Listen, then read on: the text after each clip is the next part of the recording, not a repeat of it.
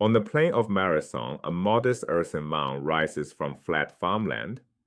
The Greeks called it the soros, the burial heap.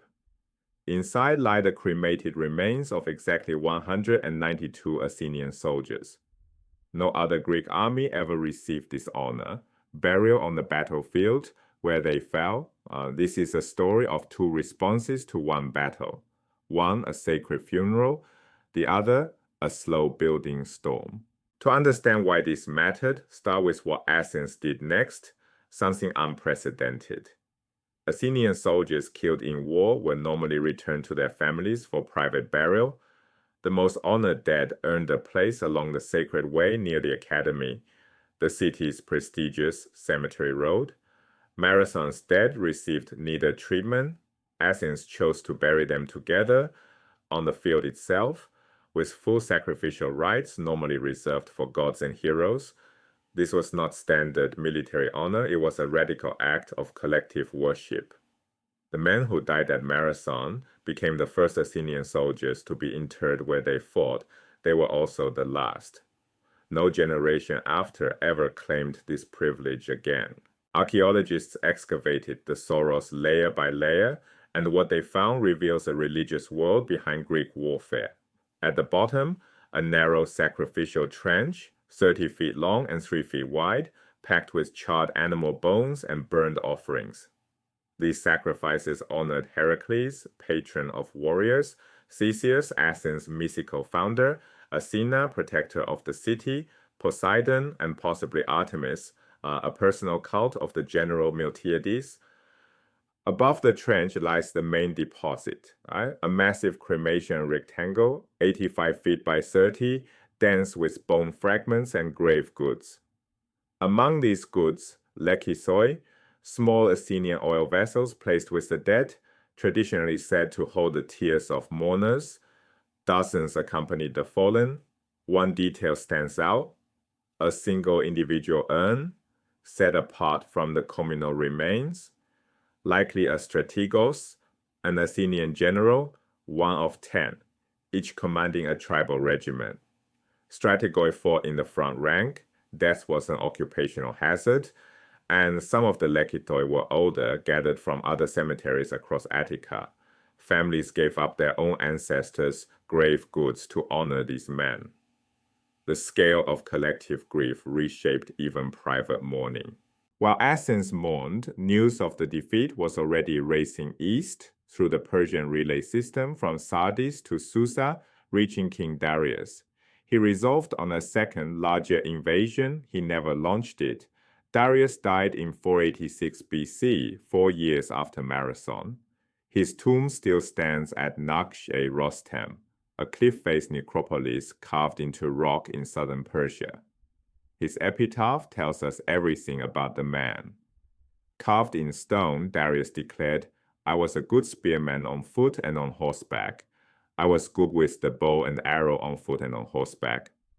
This was a king who defined his legitimacy through personal martial skill. He measured himself by how well he fought. His successor measured power very differently. Darius's epitaph tells us who he was. His son was something entirely different. Xerxes was the first Persian king, raised entirely inside the royal court at Susa, surrounded by ceremony, administration, diplomacy, and the powerful women of the harem, including his mother Atossa, daughter of Cyrus the Great. He was not a battlefield commander.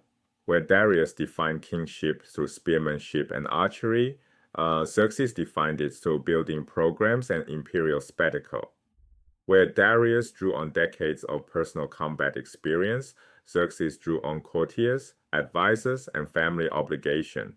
This was the man who inherited the mission to punish Greece, a palace-raised administrator, not a warrior, tasked with finishing a warrior king's unfinished war. That gap between father and son would reshape the entire invasion. The second Persian invasion was not inevitable. It required a specific combination of pressures converging on a king who had never personally fought. First, filial duty.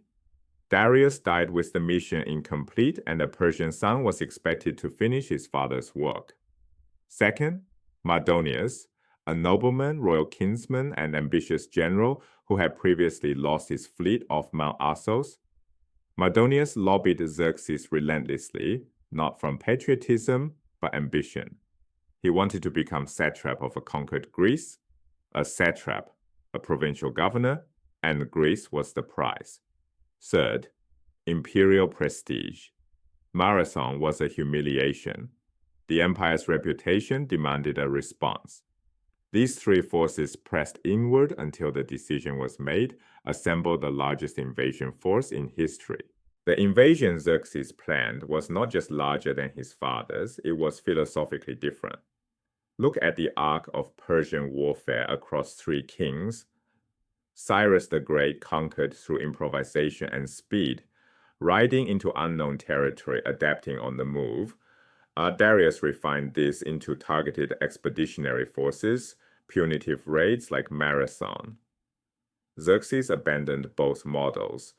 His plan called for the largest army and navy the world had ever seen. Not tactical improvisation, but monumental engineering. Canals carved through peninsulas, bridges thrown across open water. The goal was not merely to defeat Greece, but to convince the Greeks that resistance was futile, to demonstrate Persian power over nature itself, war as theater, war as administration, fitting for a king raised in a palace, not on a battlefield. From the same battle, two very different futures took shape. Athens broke its own traditions to honor citizen soldiers on the field where they fell, turning Marathon into a founding myth of democratic identity, proof that free men defending their own soil could defeat an empire.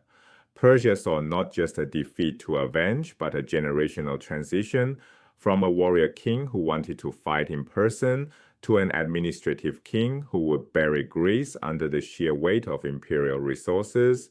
Each side responded in ways that revealed its deepest values, and each response, the sacred funeral and the gathering storm, set the terms for everything that followed.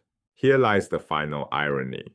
The very qualities that made Xerxes' invasion so terrifyingly large, the monumental scale, the years of engineering, the slow build-up of the largest force the ancient world had ever seen, gave Greece exactly what it needed most: time.